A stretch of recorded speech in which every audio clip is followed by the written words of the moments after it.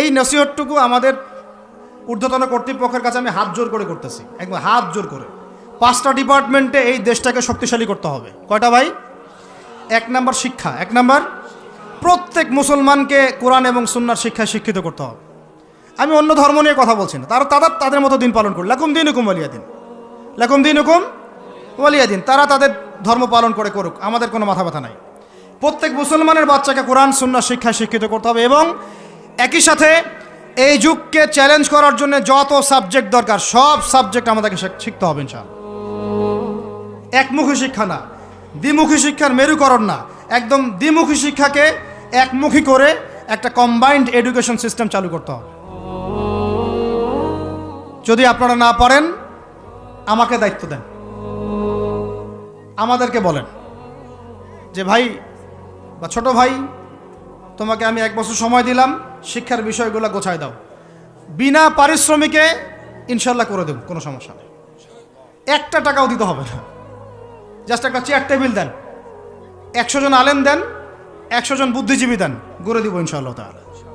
Play group থেকে masters পর্যন্ত আমাদের ছেলেমেয়েরা এমন শিক্ষায় শিক্ষিত হবে যেটাকে শরীফের গল্প শেখাবে না ইনশাআল্লাহ, বরং আমার ছেলে পাইলটও হবে, বিমানও চালাবে, আমার ছেলে ইনশাআল্লাহ হাফেজে করানো হবে ইনশাআল্লাহ, আমার মেয়ে ডক্টরও হবে ইনশাআল্লাহ, আমার মেয়ে আয়েশা রাদিয়াল্লাহু আনহার মতো মুহাদ্দিসও হবে ইনশাআল্লাহ। আমাদের এক ভাই সে রাজনীতিবিদও হবে ইনশাআল্লাহ, জুমার খুতবাও দিতে পারবে ইনশাআল্লাহ। আল্লাহর কসম করে বলতেছি এমন শিক্ষা চালু করা সম্ভব, শুধু আপনারা যদি একটু সৎসাহস দেখান, একটু উদ্যোগ গ্রহণ করেন, আল্লাহ পাক বহুত আজর দিবেন আপনাদেরকে। আল্লাহ পাক এই ওসিলে আপনাদের সব গুনাহ মাফ করে জান্নাতও দিতে পারেন। আল্লাহর রাস্তায় আল্লাহর দিকে ফিরে আসেন। আমি আপনাদের সবচেয়ে শ্রেষ্ঠ বন্ধু, আমাকে শত্রু মনে করেন না। ইউসুফ আলাইহিস সালাম এক পর্যায়ে বলেছিলেন যে আমি যোগ্য, আমাকে দায়িত্ব দেন। মনে আছে আপনাদের? যখন সমাজে দুর্ভিক্ষের স্বপ্ন দেখলেন রাজা, রাজদরবারে গিয়ে তিনি বললেন যে দেখেন আপনার স্বপ্নটা এমনি এমনি স্বপ্ন না, 7 বছর এখানে ফসল ফলবে, 7 বছর দুর্ভিক্ষ হবে। যদি আপনি আমাকে দায়িত্ব দেন আমি ইনশাআল্লাহ এমন একটা অর্থ ব্যবস্থা প্রণয়ন করব যে ইনশাআল্লাহ এই দুর্ভিক্ষের কবল থেকে মানুষ বেঁচে যাবে। মানুষ বাঁচে নাই। ওখানে এখানে প্রমাণ হয় একটা জিনিস, যখন দায়িত্ব নেয়ার যোগ্য কেউ দেখা যায় না, তখন যোগ্যদেরকে কথা বলতে হয়। যোগ্যদেরকে কি করতে হয়? কথা বলতে হয়। এখন দায়িত্ব দেখতেছেন না কাদের হাতে? একটা লোক, যে ব্যক্তি আল্লাহর অস্তিত্বেই বিশ্বাস করে না, সে কিতাব লিখতেছে, ওই কিতাব আমাদের সন্তান পড়তেছে।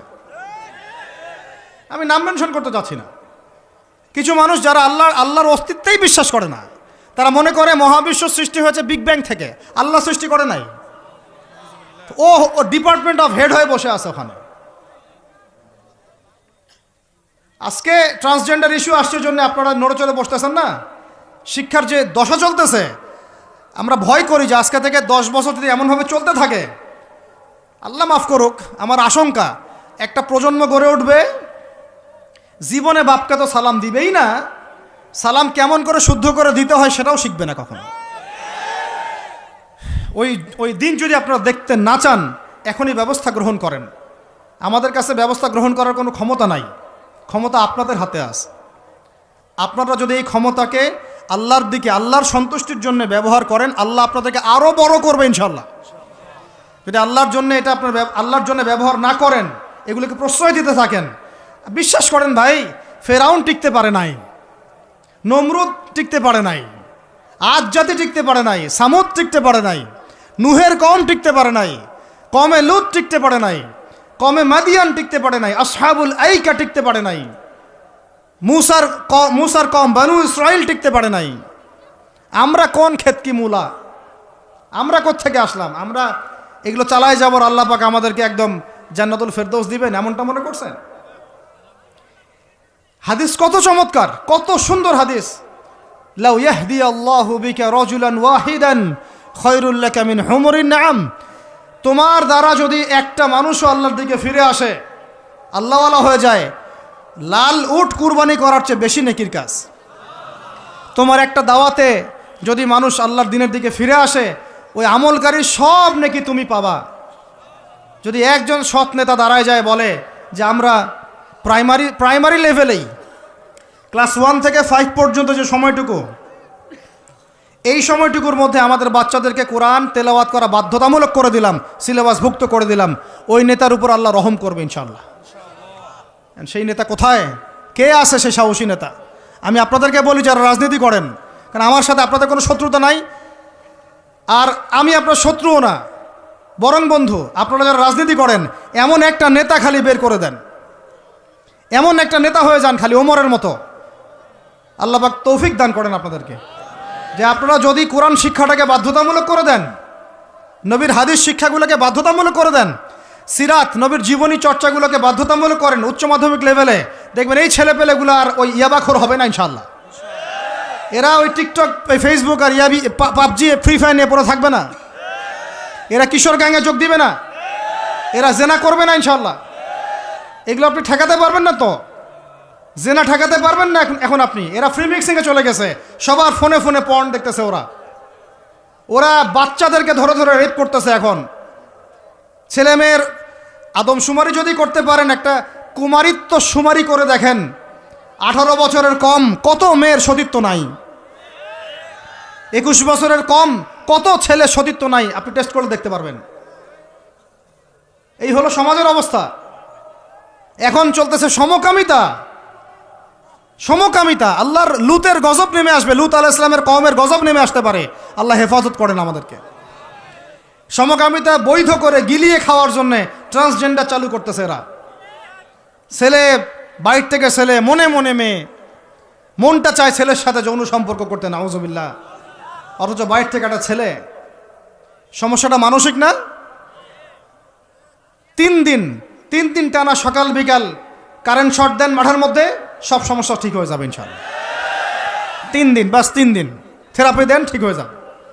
এগুলো প্রমোট করতেছে মিডিয়াতে বিভিন্ন নাটক দেখাচ্ছে, এগুলো দিয়ে ফেসবুকে এরকম ক্লিপ দেখানো হচ্ছে, মানুষ লিখতেছে, অধিকার চাচ্ছে। কোন যুগে আসলাম রে ভাই? আমরা কোন যুগে আসলাম? আল্লাহ রাব্বুল আলামিন আমাদের সবাইকে হেদায়েত দান করেন, অন্যায়ের প্রতিবাদ করার তৌফিক দান করেন। আমি আমাদের ঊর্ধ্বতন কর্তৃপক্ষকে বিনয়ের সাথে অনুরোধ করব, এইগুলোর পিছনে যারা এজেন্ডা বাস্তবায়ন করতেছে সবগুলোকে ধরে ভিতরে ঢুকাই দেন একেবারে। 7 দিন রিমান্ডে রাখেন, ঠিক হয়ে যাবে ইনশাআল্লাহ। আপনারা খালি দাড়ি টুপি পাগড়ি জুব্বা দেখলেই সন্ত্রাসী মনে করেন? এরা তো স্পষ্ট সংস্কৃতির সন্ত্রাস, স্পষ্ট শিক্ষা সন্ত্রাস। আমাদের ছেলেপেলেদেরকে ছেলে জেনা করানোর দিকে নিয়ে যাচ্ছে এরা। কালকে যদি আপনার ছেলে একটা ছেলেকে বিয়ে করে, আপনি খুশি হবেন? আস্তাগফিরুল্লাহ, নাউজুবিল্লাহ। আল্লাহ পাক আমাদেরকে হেফাজত করেন, আল্লাহ পাক আমাদেরকে মাফ করেন। আপনার মেয়ে যদি কালকে একটা মেয়েকে বিয়ে করে নিয়ে আসে, আপনি সমাজে মুখ দেখাবেন কিভাবে? তো এগুলো এখন যদি না থামাই, তাহলে কখন থামাবেন? ওই যে বললাম, সুদ যখন চালু হয়েছিল আমরা সবাই কিন্তু প্রতিবাদ করি নাই। এখন সবাই সুদখোর হয়ে যাচ্ছে দিন দিন। আমরা যে অনেকে তাহাজ্জুদ পড়ে কান্নাকাটি করি, আল্লাহ দোয়া কবুল করো, এইটা করো সেইটা করো। দেখেন দোয়ার বেশিরভাগই কবুল হয় না। কেন হবে? অর্থনৈতিক জীবনে তো সুদ খাচ্ছি, আমি ঘুষ খাচ্ছি, দুর্নীতি করতেছি, হারাম খাচ্ছি, পণ্যের ভেজাল দিচ্ছি। আল্লাহ পাক আমাদের সবার রিজিককে হালাল করার তৌফিক দান করেন। অতএব আমি 5টা কথা বলছি, 5টা ডিপার্টমেন্টে এই জাতিটাকে শক্তিশালী করতে হবে। আল্লাহ পাক তৌফিক দান করেন। 1 নাম্বার শিক্ষা। 1 নাম্বার কি ভাই? এমন কোন শিক্ষা? শুধু একমুখী না, 2মুখী শিক্ষার সমন্বয়। কোনটা? কোরআন সুন্নাহও থাকবে, আবার জেনারেল শিক্ষাও থাকবে। আল্লাহ পাক তৌফিক এনায়েত করেন, আমিন। 2 নাম্বার অর্থনীতি। 2 নাম্বার কি? আমাদের অর্থনীতি এত শক্তিশালী করতে হবে যে আমাদেরকে যেন পশ্চিমাদের কাছে কখনো হাত পাততে না হয়। আমাদের কৃষি দিয়ে আমরা চলবো ইনশাআল্লাহ, আমাদের যাকাত ভিত্তিক অর্থনীতি দিয়ে আমরা চলবো ইনশাআল্লাহ। আমাদের সত্যি এটা সোনার বাংলা, এটা সত্যি সত্যি সোনার বাংলা। আমাদের জমিতে এমন কোনো ফসল নাই ফলে না, তাই না ভাই? কৃষকের কাছে যে ফসলটা ফলে রুট লেভেল থেকে, ওইটা বাজারে আসতে আসতে 10 গুণ দাম বৃদ্ধি হয়ে যায়, সিন্ডিকেট হয় মাঝখানে। এগুলো বন্ধ করলে আমাদের উৎপাদন খেয়ে আমরা শেষ করতে পারবো না। আমাদের যে পরিমাণ ইলিশ মাছ হয়, এটা আমরা খেয়ে শেষ করতে পারবো না। আমাদের সমুদ্রে যে পরিমাণ সম্পদ আছে না, এটা উঠাইলে আমাদের জাতির মাথাপিছু আরও বেড়ে যাবে। মাটির তলে গ্যাস আছে, আর যেখানে গ্যাস আছে তার মানে কি জানেন? তার মানে তার নিচে তেল আছে। আজ হোক আর কাল হোক তেল পাওয়া যাবে, আর তেল পাওয়া গেলেই দেখবেন আমেরিকা এসে আঁকড়া কাটছে। ওদের কাজই এইটা। তখন বলবে যে তখন যেই সরকারে থাকুক বলবে সরকার ভালো না, ওখানে গণতন্ত্র কায়েম করতে হবে, আমাদেরকে যাইতে হবে। উদ্দেশ্য কিন্তু সরকার না, উদ্দেশ্য কি? তেল। এটাই তেল চোর, সারা বিশ্বের তেল চোরেরা। আর এই তেল নিয়ে নিয়ে নিয়ে নিয়ে কী করেছে জানেন না আপনারা? এগুলো বলতে গেলে অনেক কথা। নিজের দেশের নিচে বাংকার তৈরি করছে। এই বাংকারে কত গ্যালন গ্যালন তেল যে রিজার্ভ করা আছে আপনি জানেন না। যে তেল যদি বিক্রি করতে হয় তাহলে ডলারেই করতে হবে, তেল বিক্রি করতে হলে এই ডলারেই করতে হবে। তো আরবের শায়েখরা বলেছে ঠিক আছে রাজি, কুল্লু খালাস ইয়া হাবিবি। ওরা বলেছে হ্যাঁ ঠিক আছে, আমরা শুধু তোমাদের কাছেই তেল কিনবো আর কারোর কাছে তেল কিনবো না। শুধু তোমাদের গলফ কান্ট্রির কাছেই তেল কিনবো আর কারোর কাছে তেল কিনবো না। আর তোমরা শুধু ডলারে তেল কিনবা, অন্য কোনো কারেন্সিতে তেল কিনতে পারবা না। টাকা দিলে তেল দিবে না, রুপি দিলে তেল দিবে না, লিরা দিলে তেল দিবে না। যতক্ষণ আপনি এই ডলারটাকে মানে ওই আপনার টাকাটাকে ডলারে কনভার্ট না করছেন ততক্ষণ পর্যন্ত তেল দিবেন। এই যে চুক্তিটা হলো, এই চুক্তিটা হয়েছে বাদশাহ ফয়সালের ইন্তেকালের পরে, বাদশাহ ফয়সালের যুগে। বাদশাহ ফয়সাল, কিং ফয়সাল রাহিমাহুল্লাহ, তার সময় আরব ইসরায়েল যুদ্ধের সময় তিনি তেল বয়কট করেছিলেন। তো এই চুক্তিটার নাম হচ্ছে পেট্রো ডলার মনিটরি সিস্টেম। কি বললাম বলেন? Petro dollar monetary system. এখন বলেন, ওলামায়ে কেরাম তো অনেকে আছেন এখানে, বলেন তো এই চুক্তিটা জায়েজ না জায়েজ? এক সময় কেনা বেচা হতো সোনা দিয়ে, কি দিয়ে? গোল্ড কয়েন দিয়ে, রূপার কয়েন দিয়ে। ওইটা দিয়ে নবী সাল্লাল্লাহু আলাইহি ওয়াসাল্লাম কেনা বেচা করতেন। ওইটার মান কিন্তু কখনো কমে যাবে না, যাবে? কখনো কমবে না। আসহাবুল কাহফ 309 বছর পর ঘুম থেকে উঠছে, ওই 309 বছর আগে পকেটে যে মুদ্রা ছিল ওইটা বের করে দিয়ে বলতেছে বাজারে গিয়ে খাবার নিয়ে আসো। বুঝেন নাই? আর আপনি আপনার এই যে 1000 টাকাকে পকেটে রাখে 309 বছর ঘুমান, ঘুম থেকে উঠে এটা বের করে দিয়ে বলেন খাবার নিয়ে আসো। ওই সময় 309 বছর আগে ওই 1000 টাকা দিয়ে যদি 1 কেজি গরুর মাংস পাওয়া যাইতো, 309 বছর পর বের করে দেখবেন ওই 1000 টাকা দিয়ে আপনি ডিম পাইতে পারেন, একটা বড় তোর একটা কি ডিম বা মুরগি পাইতে পারেন। এটা কি ইনফ্লেশন বলি আমরা, কি বলি? ইনফ্লেশন। তো যাই হোক, ওইদিকে যাচ্ছি না। এখন এটা বুঝেন, এই যে ডলারটা আমি ছাপাইছি, আমার কোনো খরচ আছে? এই ডলারটা ওকে দিলাম, দিয়ে আমি তেল নিলাম। তেল মানে হচ্ছে এই বিশ্বের সোনা। তেল মানে কি? এই বিশ্বে এখন সোনা ফাংশন করে না মার্কেটে, তেলই হচ্ছে সোনার জায়গা দখল করছে। তো এখন এই ডলার দিতে আমার কোনো খরচ নাই। ডলারটা ওকে দিলাম, ওর কাছ থেকে তেল নিলাম, নিয়ে তেলটা আমি আমার দেশের বাংকারে রিজার্ভ করলাম। আমার কোনো লস আছে? আমার কোনো লস আছে? নাই। এখন এই ডলারটা যেহেতু রুলিং কারেন্সি, এটাকে ইকোনমিক্সের ভাষায় বলে হার্ড কারেন্সি, মানে শক্ত টাকা। কি বলে এটাকে? শক্ত টাকা। আর আমাদেরগুলো সফট, নরম। মানে হার্ড কারেন্সির মাধ্যমে বা এর আদলে সফট কারেন্সির মান নির্ধারিত হয়। বুঝতে পারতেছি কি? তো এখন যেহেতু ডলার হার্ড কারেন্সি, তো এখন ডলার না পাইলে আমাদের রেমিটেন্স বাড়বে না। তো এখন আরবরা ডলার নিয়ে জমানো শুরু করলো, আর মাশাআল্লাহ উঁচু উঁচু বিল্ডিং নির্মাণ করা শুরু করলো, আর ওই যে অরিজিনাল যেটা সম্পত্তি তেল ওটা দেওয়া শুরু করলো আর কি। এই হলো আয়ের উৎস। এই চুক্তির কারণে এই পশ্চিমারা এই তেলগুলো রিজার্ভ করে ফেলেছে, পেট্রো ডলার মনিটরি সিস্টেম। তা আমি বলতে চাচ্ছিলাম, অর্থনীতি এত সমৃদ্ধ করতে হবে যাতে করে আমরা ওদের কাছে হাত পাততে না হয়। এই জন্য আমার দেশের মধ্যে প্রচুর সম্পদ আছে, গ্যাস আছে, তেল আছে, আমাদের এখানে কিন্তু চুনাপাথর আছে, আমাদের এখানে সামুদ্রিক প্রচুর সম্পদ আছে। এবং ওইটা যদি ভালো করে থিসিস করা হয় দেখবেন ওখান থেকে আরও অনেক কিছু বের হবে ইনশাল্লাহ। হ্যাঁ, হ্যাঁ, মাশাআল্লাহ, ভেরি গুড। এটা বলতে চাচ্ছিলাম আমি, আমাদের সমুদ্রে ইউরেনিয়াম পাওয়া গিয়েছে। কেমিস্ট্রিতে কারা পড়েছেন? কেমিস্ট্রিতে কেউ পড়েন না এখানে? ইউরেনিয়ামের নাম শুনেন নাই? সবচেয়ে সেরা মূল্যবান ধাতুগুলোর একটা। এগুলো যদি সুষ্ঠুভাবে তোলা হয়, আর যদি দুর্নীতি না থাকে, সরকারি সুষ্ঠু ব্যবস্থাপনা থাকে, সরকারে যেই থাক না কেন, বাংলাদেশ সমৃদ্ধ হবে ইনশাআল্লাহ। এরপর আবার কৃষি আছে, আমাদের জমি মানে সোনা, যা ফলাবেন তাই ফলবে এখানে, যা ফলাবেন। সৌদি খেজুর পর্যন্ত চাষ হচ্ছে এখন এখানে।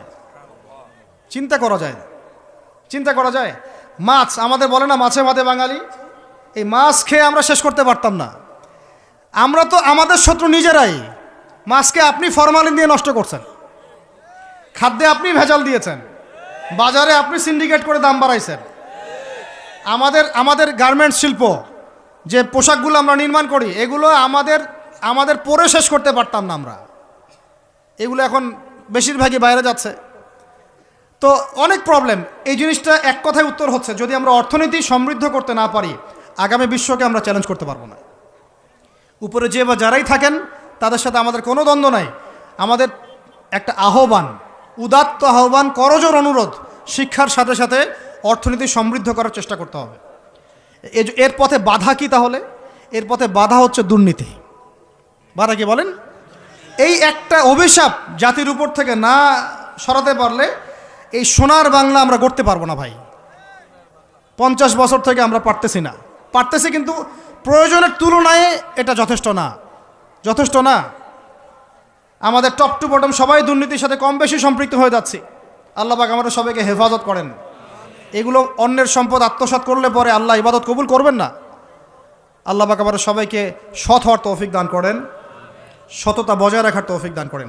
আর 3টা জাস্ট পয়েন্ট বলে শেষ করে দিব। 3 নম্বর পয়েন্ট হচ্ছে, আমাদের যুব সমাজকে নিয়ে সত্যিকার অর্থেই একটা কর্মমুখী পরিকল্পনা প্রণয়ন করতে হবে। আমাদের অন্যতম একটা সমস্যা হচ্ছে বেকারত্ব। সমাজের যুবকরা দেখেন না, যে জেনারেশনটা যুদ্ধ করেছিল আমাদের বাংলাদেশের মাটিতে, এই জেনারেশনটা কি তারা পারবে? ওদের কি সেই ফিটনেস আছে? ওদের সেই কি প্রশিক্ষণ আছে? ওদের কি সেই খাদ্যাভ্যাস আছে? ওদের কি সেই চেতনা আছে? আমি তো নিজেও ইংলিশ মিডিয়ামে পড়েছি। আমাদের ব্যাকগ্রাউন্ডে এমন অনেক স্টুডেন্ট ছিল যারা ভাষা দিবস, শহীদ দিবস নাম ওটা কবে সেটা বলতে পারে না। 7ই মার্চ কি হয়েছে তারা জানে না। 16 ডিসেম্বর কি দিবস ওরা জানে না। এরকম বহু আপনি স্কুল জরিপ করেন, বহু English medium, English version school আছে, ওরা জানে না এগুলো কি। ওরা এগুলো পড়ে না, জানে না। সংস্কৃতির কথা বলি, ভাষার কথা বলি, গৌরবের কথা বলি, এগুলো আমাদের গৌরবের জায়গা। কিন্তু আপনি দেখেন প্রত্যেক মোড়ে মোড়ে হিন্দি গান বাজতেছে, বাংলা গান কয়জন শুনতেছে? নজরুল নাই, হারাই গেল। নজরুলকে হারাই ফেললাম, জসিমউদ্দিনের কবিতা হারাই গেল, ডক্টর শহীদুল্লাহর কথাগুলো আস্তে আস্তে হারাই যাচ্ছে। আহমদ সফা নাই। আমরা ওইসব জায়গায় কাদেরকে বসাচ্ছি? আমি কাউকে আঘাত করতে চাচ্ছি না। আমরা ওইসব জায়গায় কাদেরকে বসাচ্ছি দেখেন। একটা সময় ব্রিটিশ বিরোধী বিদ্রোহের সময় আমাদের বাপদাদারা হিন্দিতে, উর্দুতে পর্যন্ত কবিতা লিখে প্রতিবাদ করেছিলেন। আপনারা অনেকেই জানেন এগুলো, যারা পড়াশোনা করেন। তারা তখন বলতেন, একটা ডায়লগ ছিল যে কি জানি, सरफरोशी की तमन्ना अब हमारे दिल में है, देखना है जोर कितना बाजुए कातिल में है। মনে নেই আপনাদের অনেকের? মানে স্বাধীনতার তামান্না আমাদের মনের মধ্যে আছে, খালি দেখার বাকি যে কাতেল বা জালেমের বাহুতে কত শক্তি আছে। কি কবিতা ছিল ওই সময়কার। তো আমরা এগুলো হারাই ফেলতেছি। আমাদের ইয়াং জেনারেশনকে যেমন করে কোরআন সুন্নাহ শিক্ষিত করতে হবে, দেশ, জাতি, ঐতিহ্য, সংস্কৃতিতেও বলিয়ান করতে হবে। একই সাথে ওদের বেকারত্ব দূর করার জন্য কর্মমুখী পরিকল্পনা গ্রহণ করতে হবে। এদেরকে কাজে লাগান। বেকার বসে আছে, অলস, সারাদিন মাথার মধ্যে দুনিয়া শয়তানি, সারাদিন মোবাইল, লুডো খেলে, পাবজি, ফ্রি ফায়ার, এগুলো কাজ নাই, কোন কাজ। আল্লাহ পাক আমাদেরকে এই ফিতনাগুলো থেকে হেফাজত করেন, আমিন। আর এই জায়গায় আমাদের এই স্বজন প্রীতি এগুলো ত্যাগ করতে হবে। প্রতিভা যার, তাকে মূল্যায়ন করতে হবে। যদি আমার প্রতিভা থাকে, আমাকে চাকরি দিতে হবে। ওই ভাইয়ের প্রতিভা থাকে, তাকে চাকরি দিতে হবে। ওই ভাইয়ের প্রতিভা আছে, সে রিটার্নে ফার্স্ট হয়েছে, ভাই ভালো করেছে, ওকে অগ্রাধিকার দিতে হবে। কেন আমি দল করে বলেই আমার চাকরিটা হবে? কেন আমার মামা অমুক, খালা অমুক, খালু অমুক বলেই চাকরিটা হবে? কেন হবে? এই অন্যায় যদি চলতে থাকে, আল্লাহর গজব নেমে আসবে। আর বিশ্বাস করেন, এই যে ট্রান্সজেন্ডার এগুলো কথা বলছেন না, এগুলো আল্লাহরই গজব। কার গজব? এগুলো আল্লাহর পক্ষ থেকে গজব আকারে আসতেছে। 4 নাম্বার, 3টা বলেছি ভাই। একটা হচ্ছে শিক্ষা, আমরা শক্তিশালী হব কোথায়? শিক্ষা ইনশাআল্লাহ। 2 নাম্বার অর্থনীতিতে, 3 নাম্বার কর্মসংস্থানে। 4 নাম্বার হচ্ছে আমাদের এই জাতির একটা বড় অংশ, প্রায় 50% হচ্ছে মেয়েরা, মহিলারা। তাদেরকে কাজে লাগাতে হবে অবশ্যই। আমরা মহিলাদেরকে অনেক ক্ষেত্রে দিনই ক্ষেত্রেও পিছায় ফেলছি। আপনারা আসছেন, বসছেন, আওয়াজ শুনলেন, কয়জন মহিলা এই সুযোগটা পায়? কয়টা বাসায় মহিলাদের তালিম হয়? কয়টা দেশে মহিলা মাদ্রাসার সংখ্যা আসলেই কত? মহিলা আলেমা খুঁজে পাচ্ছি না আমরা মাদ্রাসা প্রতিষ্ঠা করতে গেলে আলেমা খুঁজে পাচ্ছি না, যে মুফতি বা ইফতা ফারেক বা দাওরা হাদিস পাশ করা আলেমা খুঁজে খুঁজে বের করতে হচ্ছে। অনেকে দেখা যাচ্ছে, আমি নিজেদের কথাই বলছি, ইফতা দিয়েছেন, দাওরা ফারেক করেছেন আমার পরিবারের এবং বংশের অনেকেই, তার আগেই বিয়ে সংসার হয়ে গেছে, এখন সংসার নিয়ে ব্যস্ত। তাহলে এখন মেয়েদের মধ্যে খেদমত কে করবে? আমি আপনি কি মেয়েদের মধ্যে এইভাবে ওয়াজ করতে পারবো? ওদেরকে সামনে নিয়ে বসতে পারবো? ওদের সমস্যাগুলিকে আমরা সলভ করতে পারবো? তাহলে আপনার বোনকে দায়িত্বটা পালন করতে হবে, আপনার মেয়েকে বা আপনার স্ত্রীকে। তো সেক্ষেত্রে তো আমরা সেরকম স্ত্রী, সেই মেয়ে, সেই জেনারেশন তৈরি করতে পারছি না। অনেক আলেমের স্ত্রী পর্যন্ত দুনিয়াদার হয়ে গেছে এখন, সোনা দানা গয়নাগাটি ভ্রু প্লাক ফ্যাশন এগুলো করতেছে। হ্যাঁ, তো এগুলো থেকে আমাদেরকে বের হয়ে আমাদের স্ত্রীদেরকেও খাদিজা আয়েশা রাদিয়াল্লাহু আনহুমা তাদের মতো করে দ্বীনের পথে সহযাত্রী বানাতে হবে। আল্লাহ পাক তৌফিক দান করেন। আল্লাহ পাক আমাদের এই পুরো মা বোনদেরকে হেদায়েত করেন, তাদেরকে খাস পর্দায় থাকার তৌফিক দান করেন ইনশাআল্লাহ। আমাদের এই যুবকরাই সোনার বাংলা গড়বে ইনশাআল্লাহ, ইনশাআল্লাহ তাআলা। হ্যাঁ দিচ্ছি। আর শেষ কথা, লাস্ট পয়েন্টটা শেষ করে দেই। লাস্ট পয়েন্টটা হচ্ছে ভাই, যে কোরআনে আল্লাহ রাব্বুল আলামিন এই বিশ্ব রাজনীতি ডিল করার জন্য অনেকগুলো হেদায়েত দিয়েছেন। আমি আলোচনার মাঝখানে কিছু এনেছি, যেমন সূরা মাইদার আয়াতগুলো, ইহুদি খ্রিস্টানদের সাথে আমাদের চলাফেরা কেমন হবে, মুশরিকদের সাথে আমাদের চলাফেরা কেমন হবে, আমাদের বাণিজ্য কেমন হবে, আমরা কাকে বন্ধুরূপে গ্রহণ করতে পারবো, কাকে পারবো না, এইগুলো ফলো না করতে পারলে একটা জাতি সমৃদ্ধ হতে পারবে না। আল্লাহ রাব্বুল আলামিন আমাদেরকে শিক্ষা, অর্থনীতি, যুব সমাজের উন্নয়ন, নারী জাতির উন্নয়ন এবং বিশ্ব অর্থনীতিতে সর্বোচ্চ সাফল্য অর্জন করার তৌফিক দান করেন।